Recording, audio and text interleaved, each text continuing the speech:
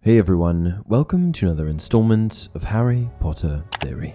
In today's video, we're going to be discussing both Peter Pettigrew and Lord Voldemort. More specifically, however, we're going to be identifying why on earth Lord Voldemort continued to call Pettigrew by his Marauder nickname.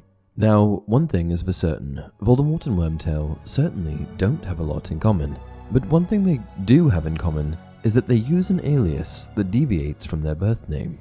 Voldemort was born Tom Riddle, but chose the name Voldemort to shed his muggle father's name, and Wormtail was born Peter Pettigrew, but was donned Wormtail by his fellow Marauders.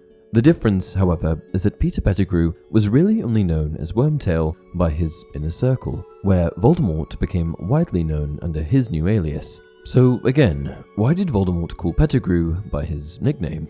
From the group of Marauders, comprised of Sirius Black, Remus Lupin, James Potter, and Peter Pettigrew, Pettigrew was the defector. All four boys began attending Hogwarts in the year 1971, and each of them was sorted into Gryffindor. This was the initial basis of their friendship, a friendship that held strong for many years, but certainly not forever. The Marauders were hell-bent on breaking the rules at the school, and were notorious for their rule-breaking and mischief-making. The group existed for 7 years, from 1971 to 1978, and all members were active participants in the First Wizarding War. The boys formed such a strong bond that they all had nicknames for each other: Moony, Padfoot, Wormtail, and Prongs. Though the four boys were friends, Wormtail was always a bit different than the other Marauders. Less magically talented, a bit more snivelly, and just a bit of an outsider.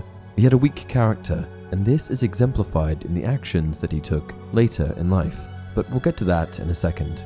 Of course, despite Wormtail's weak character, he never did anything to raise too many alarm bells, and so the three other Marauders stuck by his side. They all eventually joined the Order of the Phoenix, and while Pettigrew proved trustworthy at first, this all changed when he was made Secret Keeper for the Potter family. After being made Secret Keeper, Peter Pettigrew revealed his true colours, and in one infamous act of cowardice and disloyalty, revealed the location of the Potter cottage to Voldemort. It was at this moment that this snivelling, disloyal man had secured his placement as a Death Eater, a loyal servant of the Dark Lord. You see, Peter had a tendency to cling to those in power, which in his school days were the Marauders, and later was Voldemort. After graduating from Hogwarts, he witnessed the rise of Voldemort firsthand, and out of fear and cowardice, decided that he would rather serve Voldemort than become another one of his victims. Something unusual that I noticed, however, is that even after switching sides, Voldemort, along with many of the Death Eaters, continued to call him by his Marauder's name, Wormtail. I don't think they called him the name Wormtail unintentionally either. They were making a statement. I think that, among other reasons, Voldemort called Pettigrew Wormtail to remind him of the people that he had betrayed. Wormtail already lacked strength of character, and reminding him of his betrayal only kept him further in line, ensuring that he would never have the mental strength to question his bidding. It was a demonstration of power and dominance, and while the childhood nickname may have been fun during his time at Hogwarts, it wasn't a name that fit a wizard in adulthood. It was humiliating. Broken apart, the words worm and tail don't exactly command respect either, a constant reminder of his animagus form, a rat.